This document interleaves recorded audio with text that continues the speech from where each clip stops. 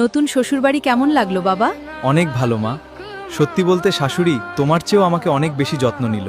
তুমি তো মুরগি রাঁধলে 2 টুকরোর বেশি দিতে চাও না, আর শাশুড়ি দেয় আস্ত মুরগি, খেতে বসলে পাশে বসে বাতাস করেন।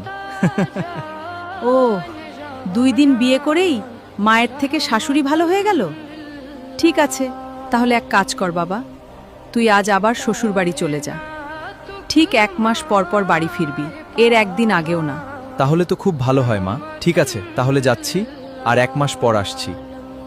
মা, আপনার আদর যত্ন খুব মিস করছিলাম, তাই আবার চলে এলাম। ওহ আচ্ছা। আরে মা, এত দূর থেকে আসলাম, তা ঘরে যেতে বলবেন না?